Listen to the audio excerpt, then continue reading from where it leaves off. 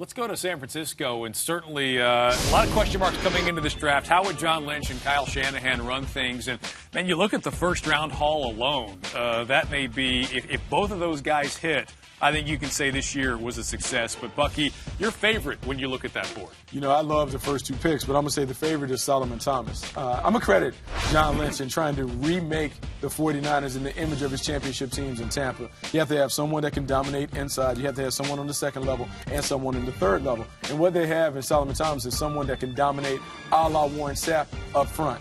Quick with his hands, outstanding motor, non-stop competitive nature. You like the spirit, you like the toughness. I believe he's going to be a monster for them. And in this scheme that is much like Seattle, he is the Michael Bennett playmaker for them. But even if both of those guys hit, I mean, maybe you need John Lynch himself to suit up and play like he did back in his days, because you look at the numbers for the San Francisco defense last year. Last in points per game allowed at 30, last in yards per game allowed. Obviously, you need more than just two guys to fix that, right, Elliot? You are a negative Nancy I'm just calling a spade a spade. Come on, man. You can't do it all in one draft. You know, I thought they knocked last year's pick out of the park, and now you have, their top pick, and then you have Solomon Thomas to add to that defensive line.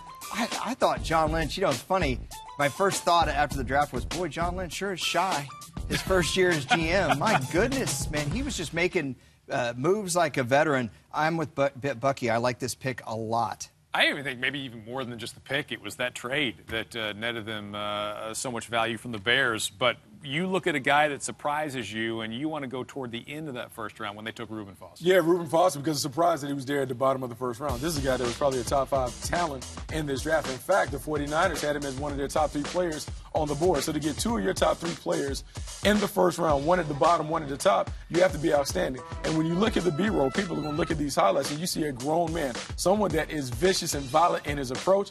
They haven't had someone like this in the middle since Patrick Willis left. So now you pair Reuben Foster with Navarro Bowman. You have a young, athletic defensive line. They're back on their way to having a championship-caliber defense. And the last time we saw them with a championship-caliber defense, we also saw them in the Super Bowl. But you and I talked about him before the draft even. He may be just as valuable in the room when he is, helping the rest of his defense get on the same page, because he's a guy with a lot of football knowledge. And overall, how does that affect the grade? You know, he's a natural leader. Both of these guys are terrific players. I don't think there's a lot of bust potential in them. I'm going to give them an A for their efforts. And it's not only John Lynch. I got to make sure that we talk about Adam Peters and Martin Mayhew, the guys that he has around him putting it together. They did a great job of picking the best players available in each round. Yeah, Mark, I mentioned they knocked it out of the park. I thought last year's pick, DeVorest Buckner, now Solomon Thomas, Reuben Foster. I mean, you're starting to put some pieces together, and maybe they have one more good draft next year, and we won't be joking about the 49ers anymore. That's for sure. It certainly feels like there's some optimism around this team. It's heading in the right direction.